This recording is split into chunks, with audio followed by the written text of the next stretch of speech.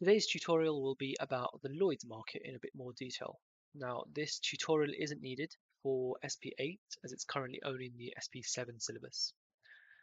So, the topics that we're going to cover today are, we're going to first look at the background behind what Lloyd's of London is, their main participants. We're going to look at how business is acquired using their subscription or the slip system. We're also going to look at Lloyd's annual venture and their 3-year funding. We're going to look at what is known as the Statement of Actuarial Opinion. Then we're going to discuss funds at Lloyd's and Lloyd's Central Fund. And finally, we're going to look at Lloyd's management structure. So a bit of a background behind Lloyd's.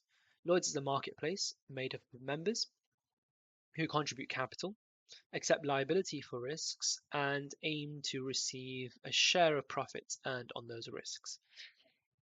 Lloyd's license covers over 200 countries, and they are well known for placing property, liability, marine, energy, motor, and aviation risks. Now, they originated in a coffee house in 1688 as a way for ship owners to obtain marine insurance from rich individuals, and in 1771 they stopped being run in a coffee house and became owned by a group of subscribers made up of underwriters and brokers, forming the first committee. And in 1871 they were incorporated in the Lloyd's Act by Parliament. And finally in 1925 they established a central fund. Now, the main market participants within the Lloyd's market are policyholders. These could be businesses, organizations, other insurance companies, or individuals around the world, and they are looking to mitigate the impact of the risks that they have. Now, these risks could be protecting their business from cybercrime or even ensuring a new piece of technology. Then we have the local broker, who is the first contact for the policyholder. They will typically assess the policyholder's needs and might suggest speaking to a Lloyd's broker if the risk is too complex or unique. And if it is complex or unique, this Lloyd's broker will speak to an underwriter who will create a tailored policy to insure the risk. Now, at Lloyd's of London, there are two types of members: individual members or names, which are wealthy individuals, or corporate names, who are limited liability companies or insurance companies. And the role of a member is to subscribe to a syndicate. Now, a syndicate is a collection of members who group together to write insurance at Lloyd's. Underwriters enter into insurance contracts on behalf of the syndicate for a specific calendar year. And a company that is set up to manage the syndicate is called a managing agent, and they are solely responsible for employing the underwriters who enter into those insurance contracts. A managing agent might operate several different syndicates, but each syndicate has just one managing agent. In a special case, when a syndicate only consists of one single corporate member, is known as an integrated Lloyd's vehicle, and they're owned by the same company or part of the same group as the managing agent. And this is particularly useful if an insurance company wants entire control of their underwriting activities.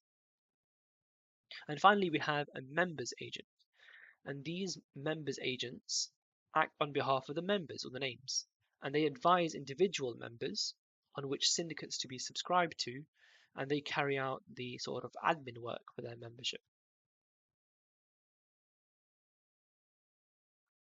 One feature of the Lloyd's market is that policies are issued using the subscription or slip system. Now, subscription business is just insurance written on a co-insurance basis, where the whole risk is divided up into proportions, and each insurance company takes a certain share of the risk. Co-insurance at Lloyd's of London is arranged through the slip system. Now, firstly, the Lloyd's broker, describes the risks for the policyholder on a standard form. This is known as the slip. This slip is then circulated around the market, and underwriters sign the slip to confirm the proportion of the risk they will accept. Typically, there is a lead underwriter who sets the price and agrees the terms for the risks for other underwriters, and there are following underwriters who adopt the premium rates set by this lead underwriter. Now, the Lloyd's broker might receive offers for more than 100% of the risk. In this case, the shares of each underwriter, the proportions of each underwriter are reduced so that the total share equals 100%. But if the broker can't place 100% of the risk, the terms of the insurance might need to be renegotiated. Now let's talk about something very unique to Lloyd's, the annual venture, or AV for short. The annual venture is basically the legal mechanism that allows capital providers to support underwriting 1 year at a time. Even though most investors today in the Lloyd's market remain involved on a continuous basis, the annual venture still forms the foundation of how Lloyd's operates. Now, each member, every year, each syndicate is technically reformed, and existing members have the right to take up the same share of the next year's syndicate if they want to continue. If they don't want to continue for the upcoming year, they can actually sell their right to resubscribe, and this is done through a formal auction process at Lloyd's. So the annual venture keeps the system sort of flexible.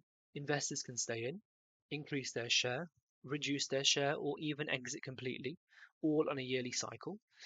And it also ensures that the capital behind each syndicate year is clearly defined and also legally tied to that specific year of account. Lloyd's also has a very distinctive approach to dealing with longer tail liabilities. This is known as their 3-year funding. Now, when a syndicate writes business in a particular year, so let's say the 2018 open year of account, that year stays open for 3 years. Now, the reason for this is that because a lot of Lloyd's business can be long tail, and you need time for claims to emerge and settle before you can work out the true cost of the underwriting. Now, during these 3 years, all of the premiums go into what is known as a premium trust fund. Now, this fund is used to pay out claims and expenses and essentially acts as the financial pool for that specific year.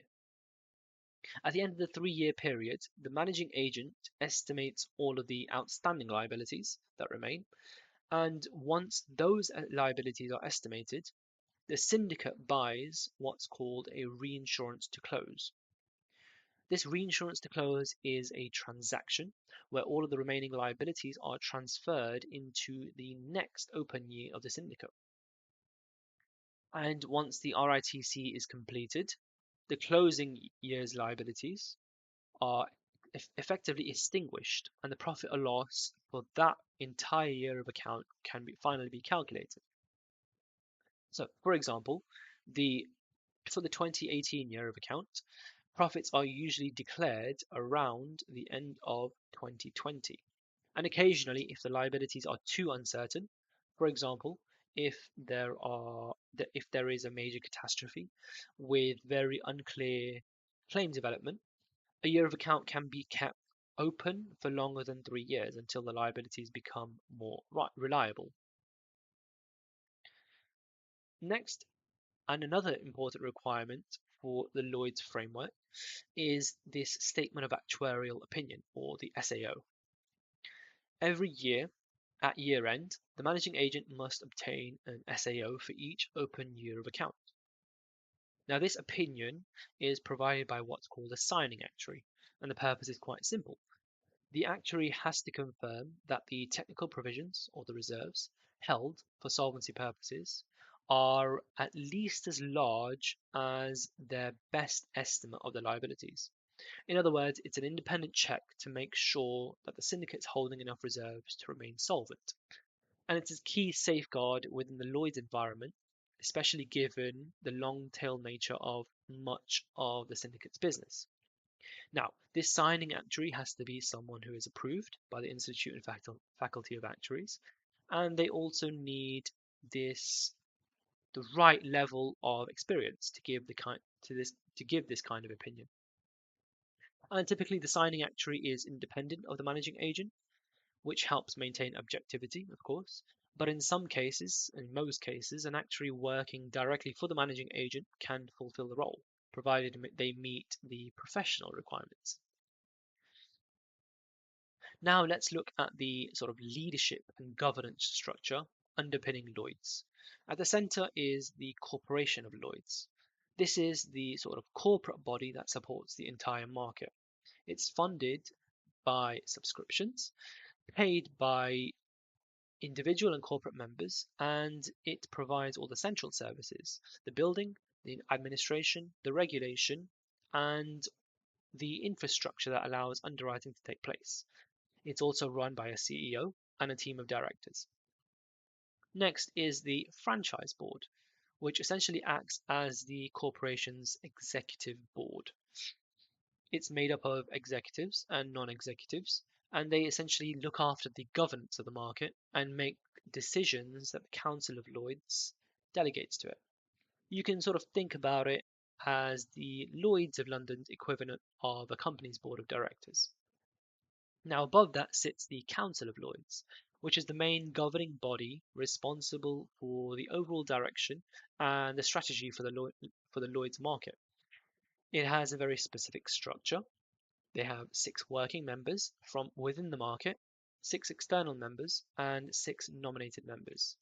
And these nominated members have to be approved or confirmed by the Governor of the Bank of England, and one of them is always the CEO of Lloyd's. So this concludes the Lloyd's of London market tutorial. In the next video, we're going to look at regulation.